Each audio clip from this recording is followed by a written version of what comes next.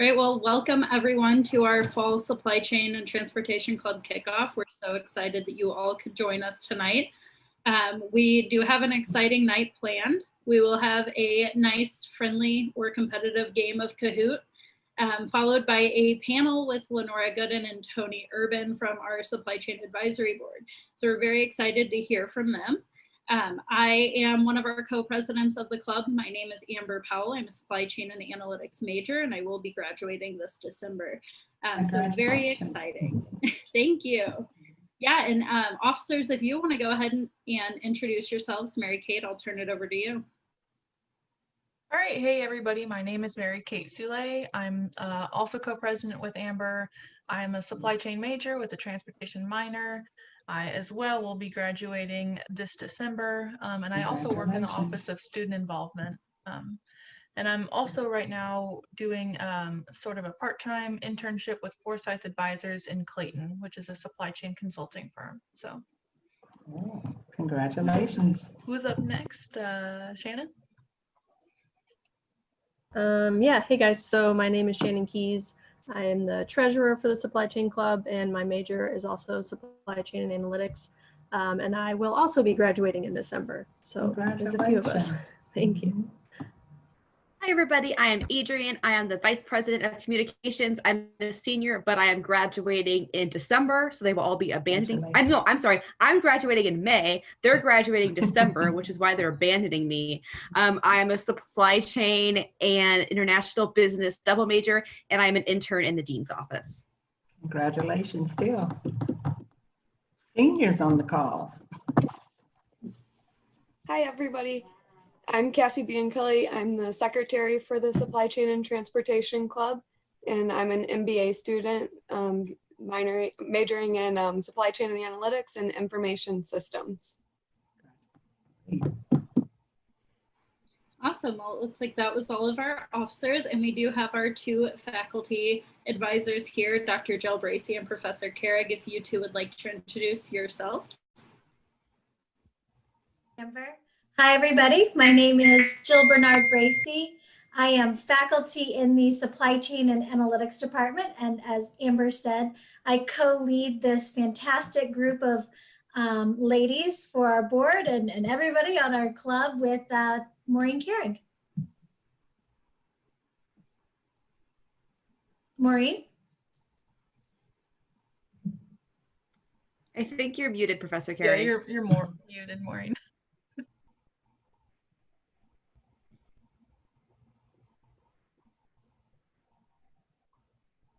I think you're still muted. Yeah, you need to click on the mute button in the lower left. There you go. I know how to do that. So now everybody can relax, right? We've already made a mistake, so don't worry about it. I'll start over. I'm Maureen Carrig. Along with Dr. Bracey, I teach in the Supply Chain and Analytics Department.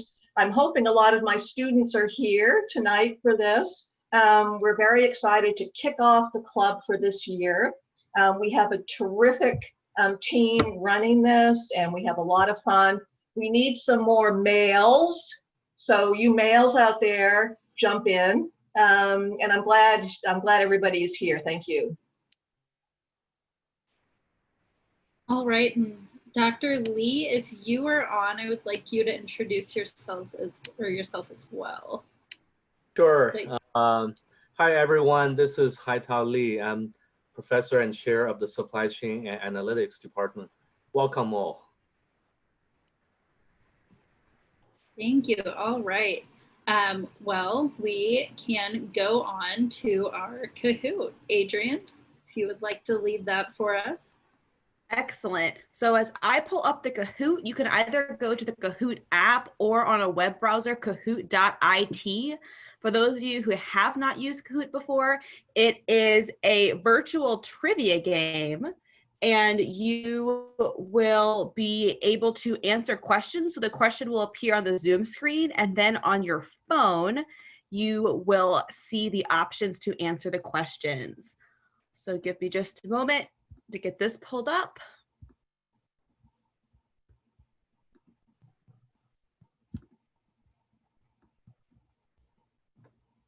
I was super excited about this Kahoot game. I remember playing Kahoot in high school, and it was just like the best thing in class when we got to play Kahoot. So get ready, guys. Good.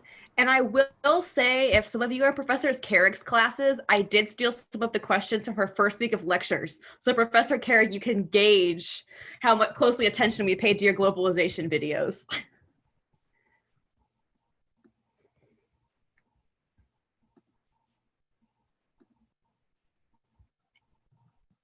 And I'll give, let's say till about 5:40 to log in, just 2 minutes there, and then you can send a message in the chat if you're having trouble.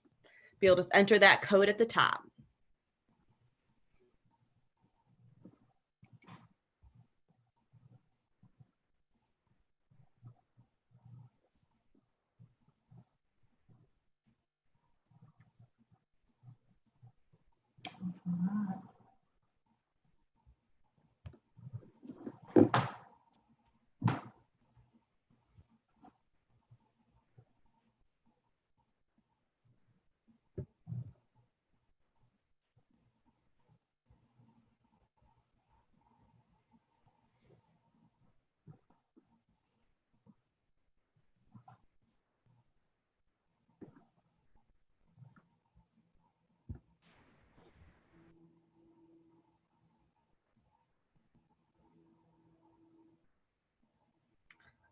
All right, we have a good number. I'll give it just another minute here, then I'll get it kicked off. You'll have 20 seconds to answer each of the questions. There are 6 of them, and you'll see a countdown timer on the screen. And you get points based off how fast you answer it. So the first person to get it right gets 1,000 points. The second gets like 950 or something along those lines. So you got to go fast.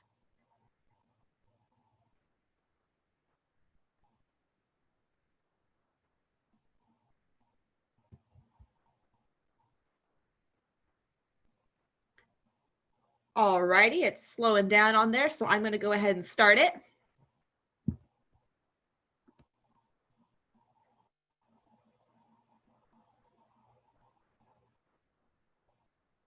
All right, when shipping coffee from Africa to Europe, what % of the total cost is from shipping?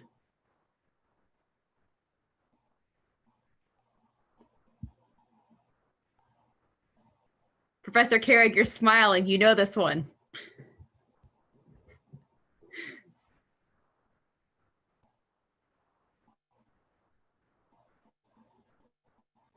All right, it is 1%. Only 2 of y'all got that one. I'm sure Professor Carrick can answer more questions if you'd like a more detailed explanation. All right, we have Ryan in first place, then Amber.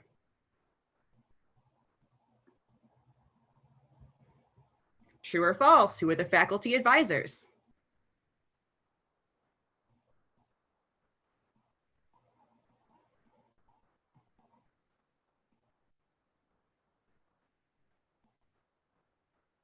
Pretty good. I'll take it. I'll take it. All right. Amber's at the top. Lauren, JBB, MK, doing good. Some changes there. The cost of transporting people and goods has gone down blank % since 1930.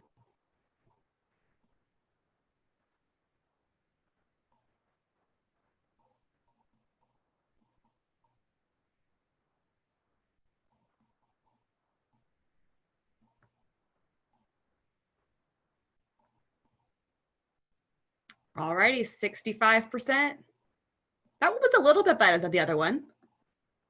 All right. All right, MK to the top, dethroning Amber, way to go. All right, what 2 companies are tonight's guest speakers from?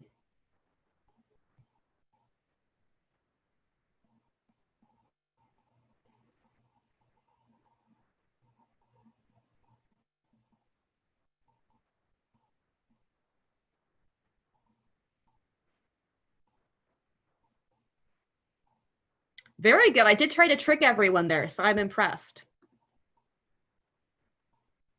MK still at the top. All right. The invention of blank in the 1950s greatly improved freight shipping efficiency.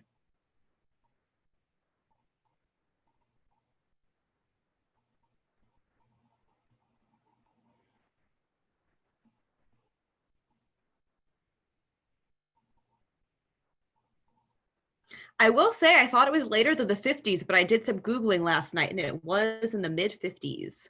The shipping container. All righty. Our last one, this is my absolute favorite. The US standard railroad gauge is based off of a horse's behind at 4 feet, 8.5 inches. How wide is a railroad track?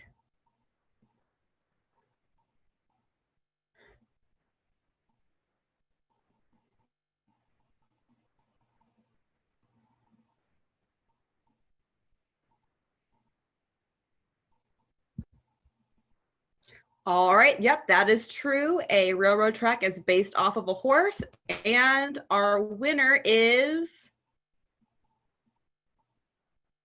all right, JBB in 3rd place, Tony in 2nd place, and I'm guessing that's Professor Carrig in 1st place. No, oh, there's another MK on the call. Way to go. It's all me, right, great Adrian. job, everybody. It's Mary Kate. Okay. All right. I hope everyone enjoyed that. That was just to get the juices flowing and learn some fun facts. I'm going to pull back up our presentation. Give me just a moment here, and then I will hand it back off to Mary Kate to introduce our speakers.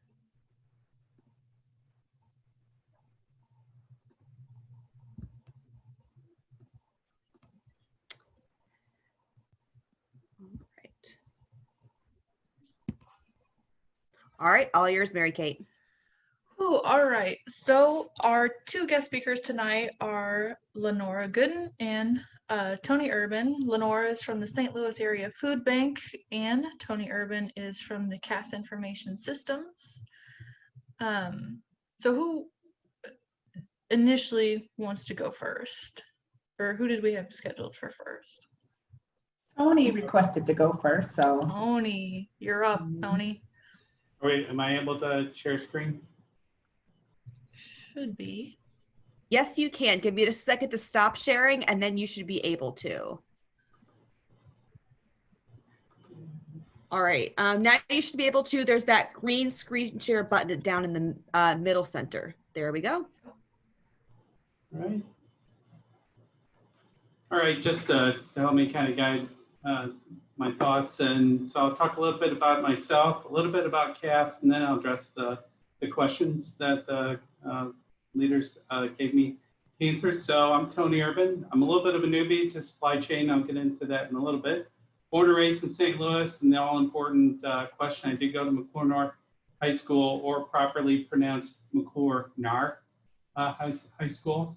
I'm an 88 grad from Missoula County, and then I got an MBA from UMSL, and that's kind of why I have been involved in different advisory boards. Really, UMSL's important to me. A little personal information too. Married 29 years. I have 3 daughters. They're 27, 23, 21. The 21-year-old is still in college. And then some personal interests. I hide it well, but I do like to exercise. And I'm a news junkie. I am a big fan of the microbrewery scene, especially here in St. Louis. And I put theology. It's like, because my relationship with God kind of drives, as flawed as it is, how I live and what I do. Okay, my professional background, I've worked in different industries, from banking, publishing, health insurance, a software startup, and then whatever you would call CAS. CAS is a unique animal. And then some different roles over the years, internal audit, financial analysis. I am a numbers/data person. I'm much more comfortable swimming in numbers than I am in documents. I feel a little of both, but I definitely like numbers. So controller, and just right now, I'm in general management. So and please, it's kind of hard to see when people, raise your hand maybe to the end if you have any questions, just type in. All right, CAS. This is from our marketing department. We're your partner in freight spend optimization. It's kind of interesting. A couple of the Kahoot questions are on transportation costs. So in the different segments of supply chain, we are in a space called freight, audit, and payment. Yes, it's as sexy as it sounds. What we really do is we take in for large companies, we take in their freight invoices, we take in shipment information, and we make sure that the companies that we serve don't spend any more than they need. And a quick just slide on CAS, because may not realize this, started in St. Louis in 1906. So very old established company, started as Cast Avenue Bank and Trust down in North City. So we are a bank. If I start from the top left, we're a bank. We do more than just freight audit and payment. So we pay 63 million invoices a year, about 45,000 vendors, and we touch 185 companies. So it translates into about 60 billion a year in payments, and that's a metric that maybe a local, our company with a local presence, Square, founded also by the Twitter guy, infamous Jack, and so that's a large spend. And so of that, 28 billion is freight, and then we keep going in a clockwise. These are some of the locations, several U.S. locations, and we do have locations in the Netherlands, Singapore, England, and then a legal presence down in Brazil. We actually are up to 2 Brazilian employees here in St. Louis, so we're a relatively old company. I characterize CAS as a big, small company, 1,100 employees. We're big enough to have some of the advantages of stability of a larger company, but small enough that you're known as an individual. Some financial information, and then here is specifically related to the transportation group, 36 million invoices a year. We do pull out parcel packages, so that particular mode would be like UPS and FedEx, so about 160 million parcel packages, 15,000 freight carriers, and most of our payments, shippers like to know, are made electronically. And then we do have a 98% client retention rate. We process so much freight that we publish indices or indexes, and this CAS Freight Index, and if you're interested, you go out to www.casinfo.com. It's free, and you get a monthly newsletter with the index and some commentary by Stiefel Nicholas, transportation analyst Dave Ross. We handle so much transportation from a diverse client base, everything from automotive to general manufacturing to retail to consumer goods, that our index tracks fairly closely with US GDP. So lots of data. And so we also publish sub-modal price indices. So you see the one on the left, truckload, which is by far the largest segment of transportation spend that we manage, a truckload. So the line haul portion of those that move, we publish an index, and that's very important. If you say, or Ford Motor, and you probably well over $1 billion worth of truckload spend, you're trying to forecast your costs in the next year. Just getting an indicator, a fairly current indicator, the price movements of truckload, that's something you could subscribe to, and then the similar price index for the intermodal. And just a quick overview of some of the clients that we have. Caterpillar, you've probably heard PepsiCo, Whirlpool, Hershey's. I think they've been a client for probably at least 40 years. Emerson Electric has been a client since the early 60s. And Macy's and J. Crew. So you see it's a very diverse client base, and that makes for an interesting job. What I have, okay. So some of the questions that were posed, what positive changes has your organization made during COVID that you would like to keep once things go back to normal? I'd say one, it's the work at home flexibility that I truly think, and maybe as you all enter the job market, it's not going to be, can I work from home? What's your work at home policy? It's not, it's like how many days are normal? I think that there's no way we're going to put that toothpaste back in the tube, that flexibility. And so kind of piggybacking on that, what I really hope is more and more, we can get more and more granular with individuals that, and it's the way it should be, but it's not always that easy to be strictly performance-based, not that you showed up. And so for us, that's going to mean some new systems and things. And then even for individuals, it's how can we make it easy for you to shut things off, to have a work-life balance when you don't leave your home. So those are some things that I'm pretty sure we're going to keep. What challenges have you experienced that aren't as mainstream? I would say one thing is the importance of home internet connectivity. And of all people, my boss had horrible. He did not live in a small house, but horrible internet connection, and that really made it to where he opted, working in the office more than that. We did have to keep a small crew. The building that I'm currently working out too, I live kind of close to the house and have a good setup, so I ended up coming in more as well. Probably out of, say, if the building fit 300, we had to have a skeleton crew of about 20, and we were an essential business because, again, legally we're a bank, so that was all okay, and we social distance, and we still do. Can't get up from my desk without my mask, yada, yada. So internet connectivity was an important thing. And then I would say one of the biggest struggles was the tools. We were using Microsoft Skype for, Skype for Business. And then we had this internal system called Fuse it was awful.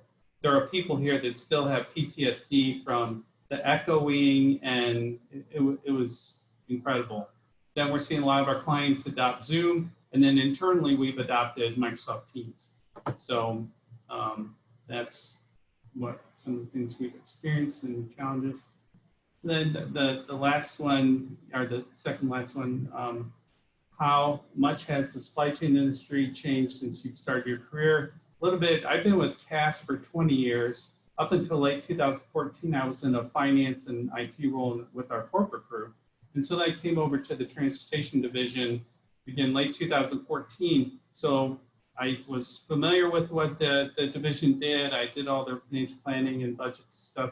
But sitting in front of clients and really, finding our transportation personnel, I've obviously learned a lot in the last few years.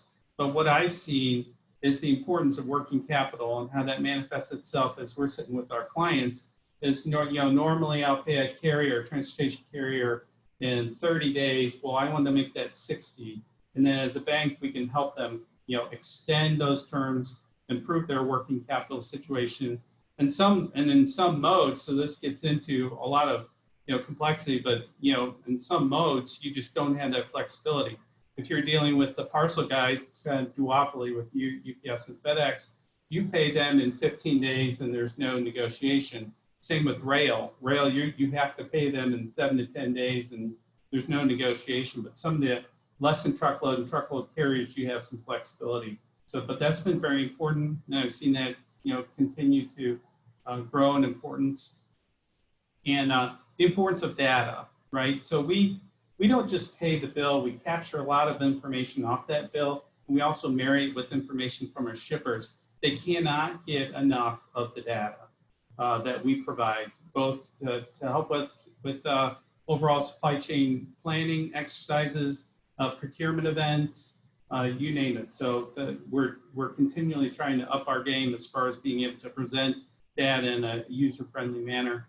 And then also the importance of a global outlook. That's, CAS was primarily in the United States for decades. And so that's actually one of my tasks when I came over in late 2014 was to grow our global footprint and actually enhance and transition to some new systems to help large companies like Ford Motor, like Emerson Electric, get that global view of their transportation spend. And then, have you taken up any new hobbies since the start of the quarantine? I took one up and then I bailed on it. And what that was, hair growth. I'm an every 3 weeker, gotta get my hair cut or feel like a hippie. And I've only tried to grow a beard twice. This was the second time.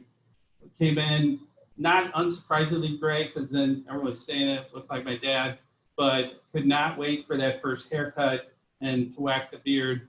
And there's actually a movie out there called Intouchables. It's a French movie. If you haven't seen it, it's fantastic. But there's a funny scene in it where, you know, one of the main characters is quadriplegic, and there's a scene where they shave his beard, you know, in different phases. So my daughters had some fun when we finally whacked the beard. And so that's not your last picture. You get the models from the canned PowerPoint. They're much prettier than me. So I don't know if we're going to do questions now or questions later, but that's it.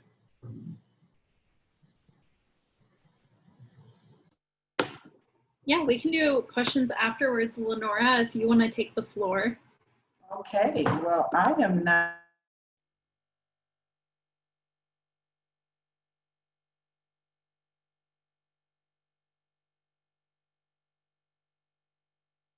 Listen to my voice and watch the Zoom, that a lot of what the food bank does and is involved with supply chain is,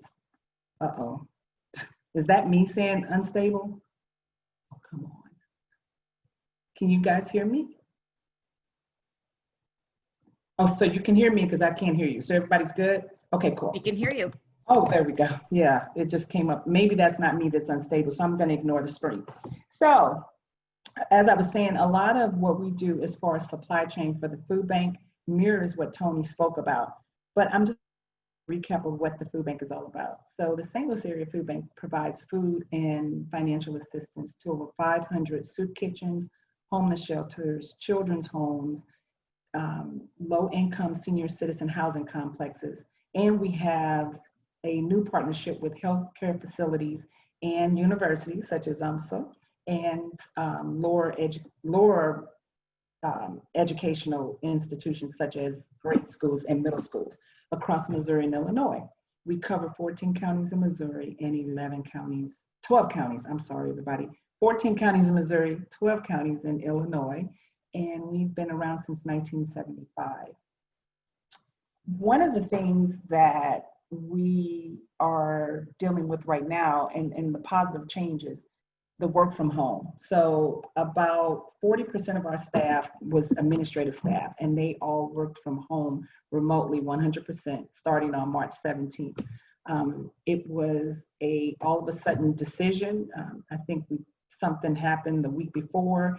Then on the 17th, which was St. Patrick's Day, everybody was told to work from home remotely. So one of the biggest challenges we faced, that was a positive because now we know that the administrative staff can work from home. So we've adopted a remote schedule where people can pick days during the week to work from home or a number of days during the week to work from home. And everyone was able to do their jobs 100% administratively. But one of the challenges was getting everybody hooked up at home all of a sudden when we had a day's notice that we were going to be working remotely. So we had to invest in a lot of infrastructure, such as laptops, because a lot of people had them, but a lot of people didn't. Staff, the infrastructure inside the office, but when staff are in, because of COVID, we had staff that shared an office, sometimes up to 12 people in one office with a bunch of cubicles. So managing the way that they're going to work going forward, we don't know how long COVID is going to be around. So we're deemed an essential organization. So it's not a situation where they can work from home but not be a part of the entirety of the organization. So going forward, we're still working on how that's going to look. Should we have a remote location? Is there a way to rebuild the inside of our building so that people are spread out? We haven't found that answer yet, but we're working on it.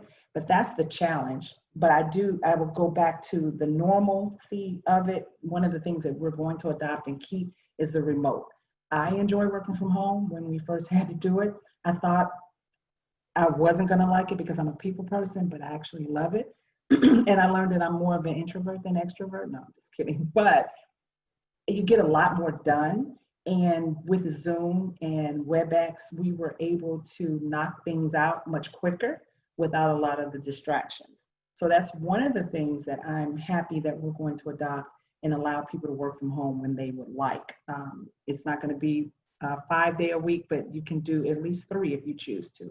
Right now, I'm on 2 because a lot of my team is, and I need to make mention of something. I'm no longer over operations.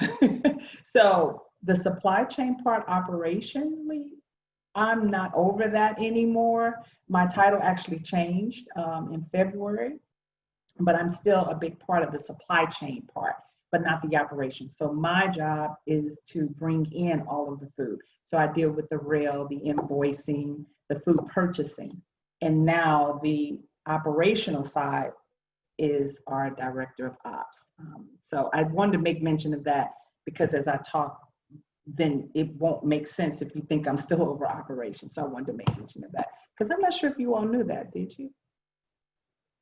No, yeah, cool. But it's still supply chain. So how much has supply chain industry changed? One thing I can say, IT costs. We have had to rely, like Tony had mentioned, and a lot of things he said, we merit data. We need data in order to know how to move forward and what the need is. I need to know that so I can know how much to procure and what we're seeing as trends, if the need is going to increase, if it's decreasing, how many people with COVID have lost their jobs or are facing COVID-related issues as it relates to being able to provide food for their families. Now that schools are mostly virtual, a lot of families are seeing the need to now provide that extra meal that the schools were in turn providing. So we have to provide for that. And our agencies are seeing an increase. We actually saw an increase of 35% of the number of people who sought the assistance of food pantries versus last year. That is one of the biggest changes, but also the problem is the change for us is a lot of our donations, we relied heavily on donations about 5 years ago. Right now, we're relying heavily on purchasing. Technology has caused organizations, companies who manufacture food and essentials to change the way they do things. They're more efficient. So therefore, their efficiency creates a less than desirable arena for mistakes, overproductions, mislabeling, and those were the ways that we received a lot of our donations. So now we have to increase our food purchasing through vendors to actually buy product that we're otherwise not seeing as donations as we did in the past. That is our biggest thing, and the increase in freight. Driverless transportation is reality now. Now, I remember 2 years ago, they were talking about it, and I said, there's no way. And this was literally 2 years ago. And now there are trucks, none of ours, but there are trucks on the road that are driverless. So the demand in drivers, a lot of drivers retire because of electronic login devices, which now they've thrown out because they were seeing a decrease in drivers, but a higher demand. All of that affects our bottom line because now we've gone from, and due to COVID, we've gone from 14 drivers to 21 drivers. Out of those 21 drivers, 5 of them are the National Guard because we need to hire more drivers, but there's a driver shortage. Number 2, our staff, our warehouse is at max. We've outgrown our building. We moved into the building in 2007, and it was stated that we could distribute about 50 million pounds out of that warehouse with a 90-day turnaround, meaning that our inventory had to turn every 90 days. This past fiscal year, our fiscal year is from June to July. In fiscal year 19, we distributed 45 million pounds. For fiscal year 20, which ended in July, we did 55. We have literally outgrown our facility, and we don't see the need changing, even though COVID has brought upon a large influx of donations, purchases. We receive 10 truckloads a day, and if you do the math, it's only 8 hours in a day, and we have not gone to double shifts. But our warehouse, we're renting warehouse space at another dry facility close to us. And we weren't on record to outgrow our facility until 2025. So right now, we're talking about a capital campaign to get a second space that is actually the food banks, because we don't see the need going down. If anything, we see the need increasing. Because of all the people who have lost their jobs due to COVID, a lot of them those jobs won't return. And therefore, they're going to rely on food pantries to get them through the time that they're dealing with. Tony, I'm going to talk about what you said about theology. One of the things too, during quarantine, my hobby, I'm not going to say hobby, but I, number one, took up working out. I hide it well too. But my husband's a big fan of it. He's an avid gym person. And we had to cancel our gym membership to the Y because of COVID. Didn't feel comfortable. So he turned our basement into a gym. So now all I have to do is walk downstairs, so I have no excuse. So I've started working out. But I also, it drew my relationship, as Tony mentioned, to God even closer, because right now, and after what I mentioned earlier about my sister-in-law, that's my faith is what I'm really holding on to. And I have faith that the food bank and the world will get through this. But the one way to get through it is that I know the food bank, a lot of people rely on us, and supply is not there, but demand is. So right now we're working on a way to deal with this. Just found out that there's an aluminum shortage. So a lot of canned good orders that we made are being canceled because they don't have enough aluminum to make the cans to put the food in. This is because restaurants who normally took the large amounts of food that was being processed and manufactured by these food manufacturers, they took them in like either plastic containers or bags. Now they're canning that product for retail. So yes, if you want to get some canned goods for this winter, I think everybody needs to start stocking up, because there is going to be a shortage, and that's another variable and roadblock that we're going to be facing, because we don't know what to do when that happens. We're not in the business of reacting that quickly because the demand is so high. We're used to the product being there, the product being available. And if we have to purchase it, we purchase it. Now, if I purchase something today, I may not get it until November. Well, if a person's in need, they can't wait that long. So it's trying to catch up with the demand, because the supply for the food bank is not there. And those are some challenges that we're working on. My team and I have weekly meetings on how to revamp our purchasing power, how to revamp our donations, and we're trying to get creative with it. So that is one of the biggest challenges right now, and we're still working on it. So I really can't talk too much about it, but eventually maybe I'll have a project for your class if it gets to the point to where we've hit a brick wall, then we'll have to figure out something else. So that is about all I have. Also, I wanted to talk about our volunteer center.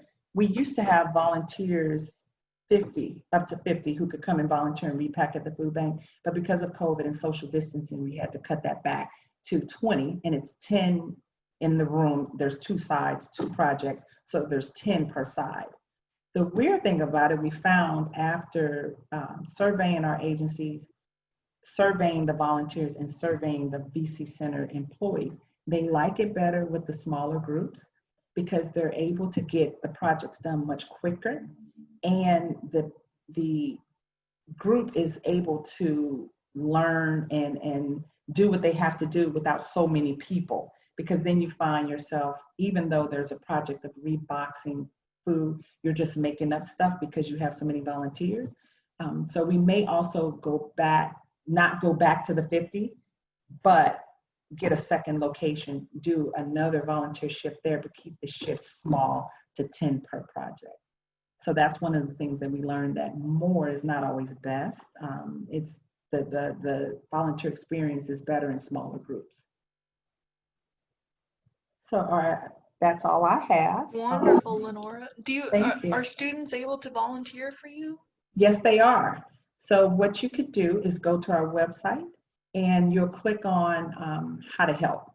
And then there's shifts. You can sign up for the shifts there. All right. And I'll email that information to you as well. All right. Yeah, I think that would be a really good idea. So now that both of the presentations have concluded, I'd like to open it up to questions from any of the students in particular. If you'd like to speak, or you can put it down in the chat.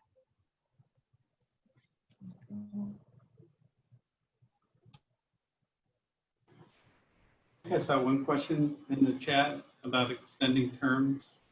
And so as a bank, yeah, that's one of the ways that we can help our clients, obviously, and it's an important part of service for us. We have an internal product called Expedite where, the terms could be 60, 90 days. We'll pay carriers in 2 days and then just deduct a discount. And the rate, the effective interest rate, is negotiated carrier by carrier. But then we get interest from some of our larger companies that really start to stretch us as a bank, because we're a relatively small bank. Our asset size is about $1.5 billion. When you think of large banks like, a Citi or JP Morgan, they're in the trillions of assets. So we're a small bank. So when needed, we can partner. We have official partnerships with Citi and Bank of America. And so we're kind of like, I compare us to like the Netherlands, kind of a neutral or arbiter as far as banks. We can really play with anybody. And we also use some of the larger banks, Bank of America and Wells Fargo, because some of our clients too are interested in international payments and cross-currency payments. So Wells Fargo and Bank of America help us with that as well. This is for me, I know about the aluminum shortage, saying it could possibly be due to close down factories or decline in factory workers due to COVID. And I totally agree with that. This is just the explanation that I gave is the explanation that was given to me. I would not doubt that this is probably part of that as well. I don't know how to say this, but I know, I'm just gonna say it. People want to stay politically correct when giving explanations of why I can't get the product that I'm ordering. So it was given to me because of the restaurants, which are closed down or are not at capacity. So they're not ordering the same amounts. But yes, that was a good question. And I'm sure that has a lot to do with it as well, Marcine. So thank you for that.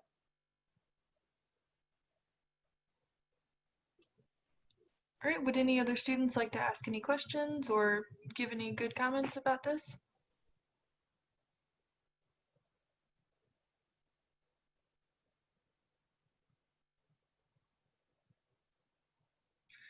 So it is pretty quiet. So Tony, I think we just saw a question come in.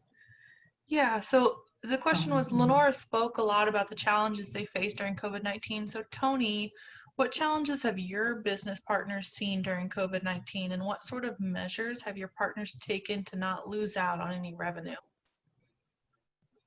This question's also in the chat. It's kind of long. You're muted, Tony.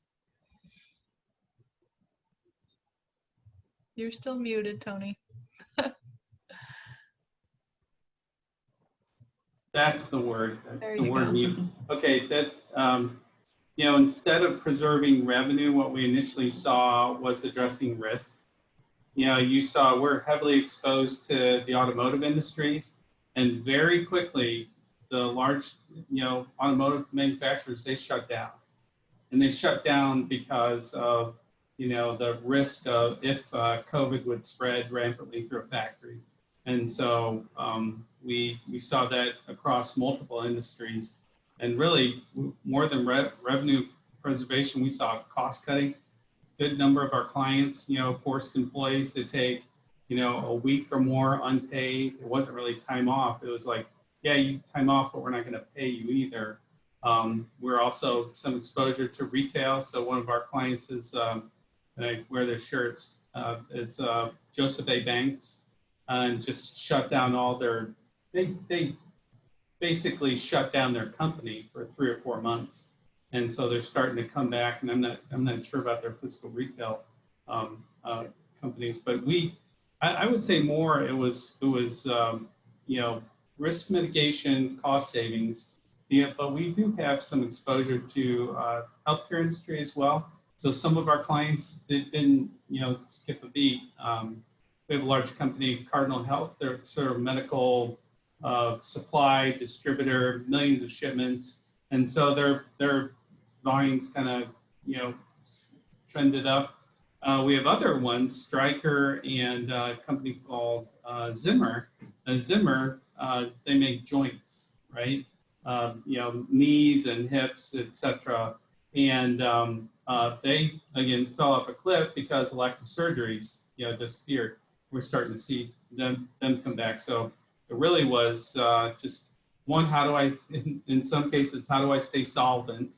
And two, how do I stay, how do I mitigate my risks from potential lawsuits, and then also preserve the health of my employees, and then hope for the best on the other side. And we're seeing some good volume pickups across all industries.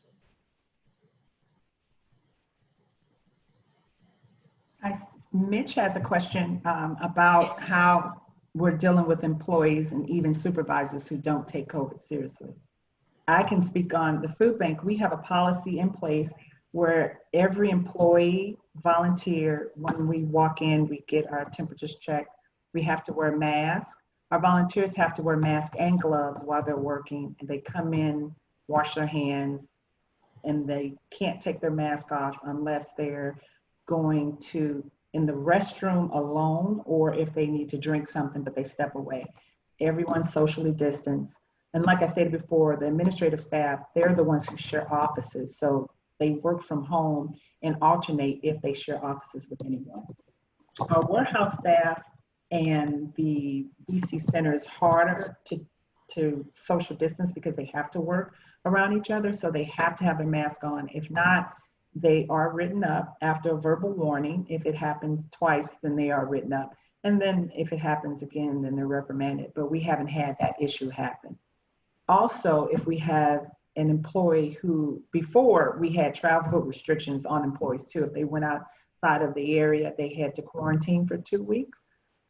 Then when that lifted in Missouri, we lifted it. But if you show any signs or symptoms, whether it's just a cold or allergies, you have to quarantine for 7 days to see what happens. And if you've been around anyone who tests positive, then you can't return to work unless you have a negative test. So we've been blessed not to have anyone in our organization test positive. We have had people have scares who have been around people, either family or friends, who tested positive, but they tested negative. So we take it very seriously.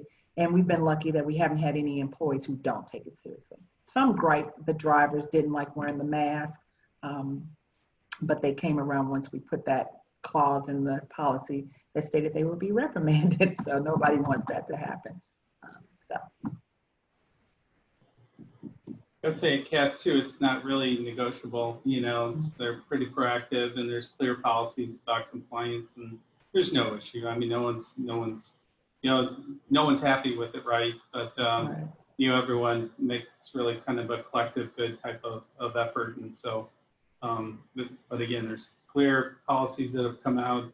I don't have memorized, but I know that just if you walked around our building and just some of the things about taking your temperature, having to wear a mask if you leave your desk, etc. Everyone who comes into a facility is compliant with that. And we have travel restrictions too that early on, not as much now, but that even if you were going to take a personal trip, like say in March and April, you had to run that by HR, or you at least had to let them know, your travel plans. But obviously, all business travel's been, I do a little bit of international travel, all business travel's just been dead. So. Right, same for us, no business travel whatsoever. Well, we've gotten a couple more questions, but we're running a little bit low on time right now. So our wonderful Dr. Jill Bracey submitted a question. What sort of advice do you, Lenora and Tony, have for students who are going to be graduating in December, and also advice for those who are going to be graduating over the next few years?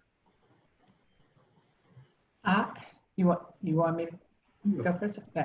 I would say, first of all, I've said this many times before, and men don't take this the wrong way, but I am so happy to see so many women in supply chain. kudos to you, because to be quite honest, in the realms that I'm in, I'm usually the only female, and that's in food banking, which is really weird. There aren't, I think there's 200 food banks, and I think there's 3 females who are in operations. So that's whack. So I'm glad to see that you ladies are doing that, and I look forward to our paths crossing in the world of supply chain. Thank you, Lee. But I would also say stay flexible. Stay flexible, because it changes with COVID, it changes daily. I used to say it changes annually, but now things change daily, and you have to be able to adapt. And what you think you're going to be doing as far as your strategy today, something could happen again like COVID and change it. And you have to be able to adapt to that, be willing to be flexible and change, and understand that it's just a part of the business. There are a lot of organizations and companies that have gone under because they couldn't adapt, they couldn't change, and not to any fault of their own, but just because of the way their structure was set up, they could not sustain without having things the way that they're accustomed to and not having a backup plan. So as individuals, I would say, stay flexible, stay focused. You can't control what company you land at and what their model is, but just understand, stay flexible, and you will rebound wherever you end up. And let's just hope that we don't have an issue like this anytime soon, but I think COVID is going to be around for a while, and it still will be around after you graduate. But also know that there are a lot of jobs still out there in supply chain, in transportation, because it's an essential area. You know, there's a lot of things that we need to get to still function as a society, and the way to get them there is through transportation. So just stay focused and stay flexible. I'd say very, very similar to what Lenora said. I hated my first job. Absolutely hated it. Mm-hmm. But then all of a sudden I got married and we had a kid, and my wife, who was making twice as much money as I did, decided she wanted to stay home with the baby. Like, I didn't come from any money, so it's like, let's go. But I had to do it for like 3.5 years. But then being able to parlay the job I hated and frame it into the next job when I got an interview, then I ended up, that's where I really discovered I'm a numbers guy. And I went from being an internal auditor, will never do it again. I'll starve in the corner. I'll never do it again. But anything to do with data, I would do it. But, you know, being able to parlay the job that I hated into the job that I ended up knowing that I really liked, you know, so full permission to hate your first job. Because you really don't know what you like until you do it. And maybe some of you had some internships, but internships maybe can give you a flavor, but until you get into it, you get the grind, and just always, you know, keep your eyes open, ears open to, you know, what's going on around you.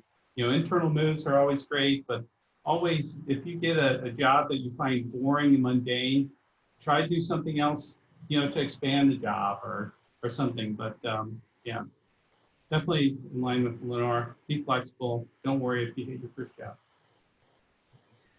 Well, that is some really good advice. So I'm going to pass it off to Adrian to close it all up and wrap a bow on it. So, Adrian? Adrian, you're still muted.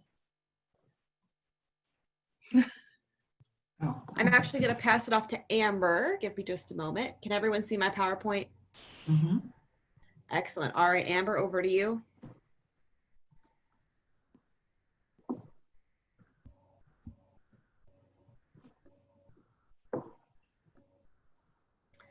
I don't see her.